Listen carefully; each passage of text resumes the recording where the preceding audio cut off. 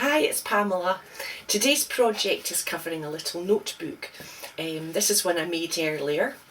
It's made with cotton fabric that I've had left over from a patchwork project. It doesn't take a lot of fabric and it's a good way of using up those little scraps. I've added this little elastic closure so it'll sit neatly in your handbag. They're removable so you can put in a fresh notebook when you've finished. And there's a little ribbon page marker and it's really easy to make. So this is what you need to do. You get your notebook and a piece of paper long enough to go right round, to wrap right round your notebook and close into the cover. So you really need to make your own pattern because it will vary depending on how many pages are in your notebook and what size you've got. This is an A6 book I'm using. So that's how I worked out my pattern. There's a little extra here for folding in the edges and a little extra to seam it at the top and bottom. So it's quite an easy pattern to make.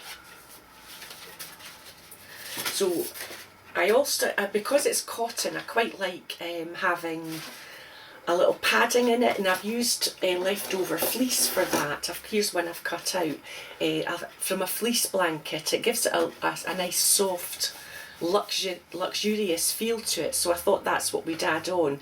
And to make that pattern, it was really just the outside of the jacket we need, and we don't need a seam allowance, it's just going to lie inside, so that fits exactly. I've folded it where the spine on the book is.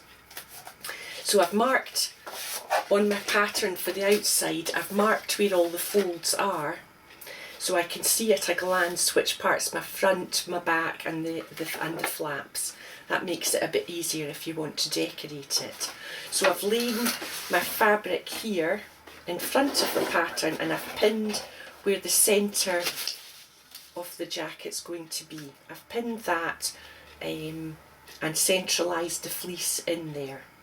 So that's the first stage. The second stage is to pin the edges, because the inside we want to turn in the edges here to give it a nice neat finish. So I'm going to fold just 1/4 of an inch and fold again, and it gives it a nice smooth edge. And I'll put a couple of pins in there.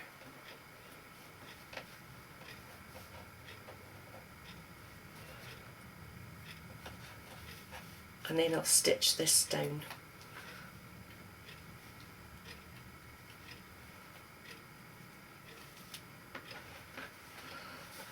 Like that. You could do this with your iron, of course, rather than using pins. You could just press down the double folds. Then I'm going to take it to the sewing machine and stitch the edges down.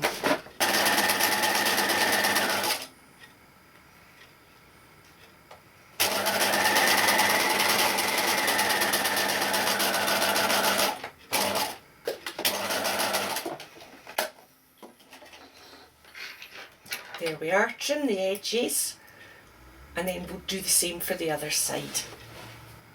Right, so it's exactly the same on the other side of the jacket to seal in the edges.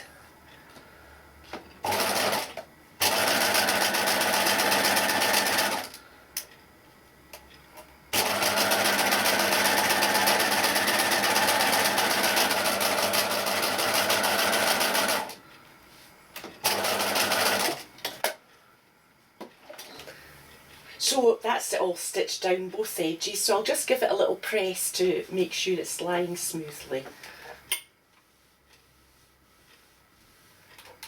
There, that looks fine.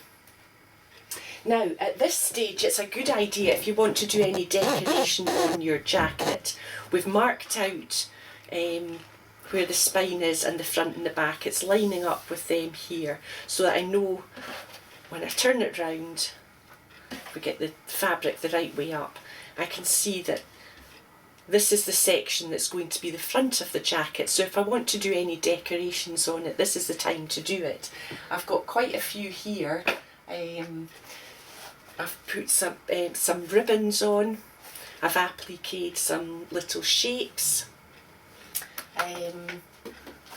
That's just a series of ribbons. It's quite effective. There's a little felt cup of tea. That's quite cute with a little heart on it.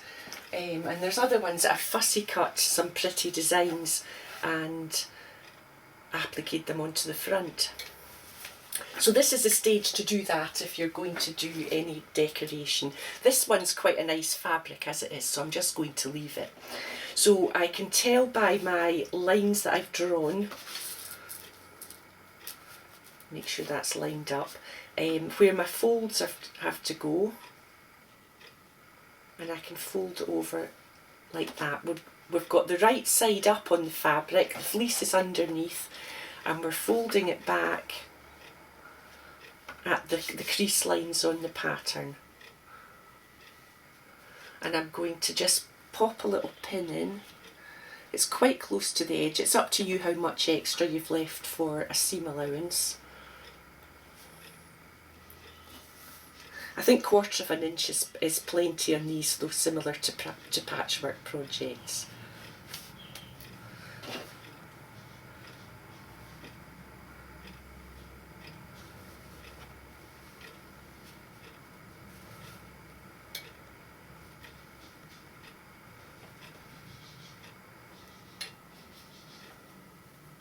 And I'm pinning in the direction I'm going to be stitching so that I can easily pull the pins out as I approach them.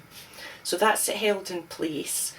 I also want to have a ribbon, so I'm going to cut my ribbon for a page marker, and I'll just make it a little longer than the book so that it hangs out the bottom.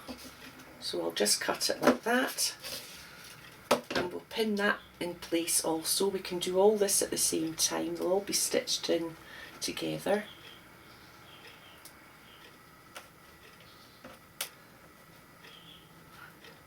I've got the extra pin there that marked the centre. I'll use this one now that I've got the ribbon into it. And I also want a piece of elastic, and I want that to be near the outside edge of the notebook. It makes it easier to just pull over the edge. So we'll add a bit of elastic. I'm going to use black this time because it tones in with there's some black in the design there. I think the cream in my fabric makes the white it looks dirty with the white elastic beside it. And as there is some black in the design, I'm going to use that instead. So I'll cut that to roughly the same length as my fabrics here. And I'm going to put that inside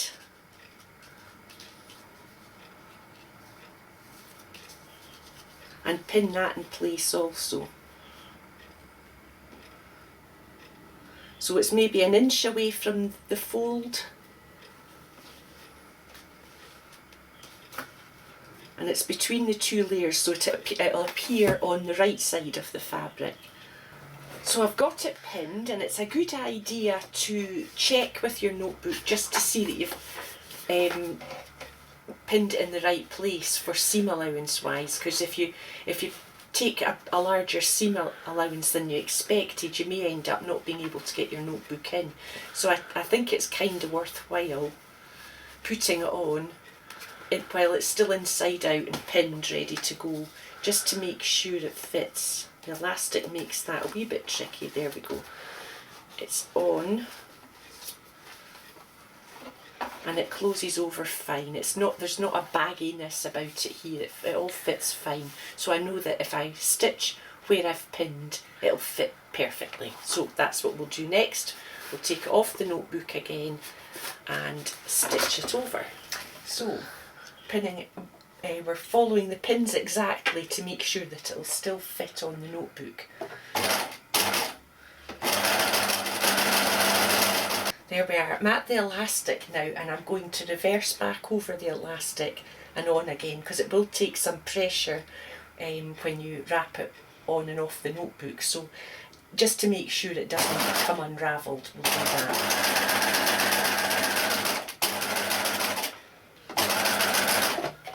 There we go.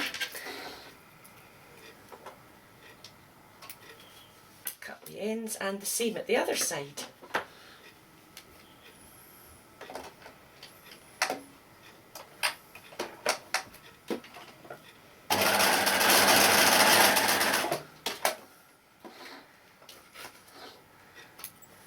There we are, that's that done. I'm going to turn it through now. This is a very fine cotton, so this is a Liberty Tanalon, so it's not got much bulk in it. But if you're using a bulkier fabric, it might be worthwhile snipping off the corner there, making sure you don't cut the threads, but just taking off a little snip so that it doesn't get too bulky inside. So we're just turning it through. I tend to use the end of my scissors to poke out the corners. There are corner turners on the market, but I think they work just as nicely. So we've got a nice sharp edge, and we just tuck the fleece into the top fold there. We can bring our ribbon round, and that's us ready to go onto our notebook. So fingers crossed that it still fits.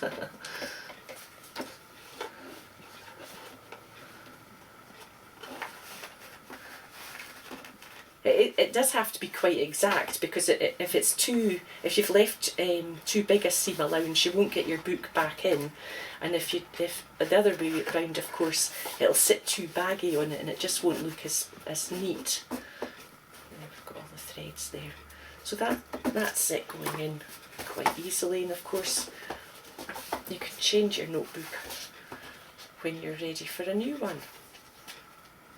So that's us, quite pretty. And the padded just makes it really luxurious. It's a lovely tactile thing to have. There we are. And the elastic, there we are. It's closed, it'll sit nicely in the handbag. Okay, hope you try one.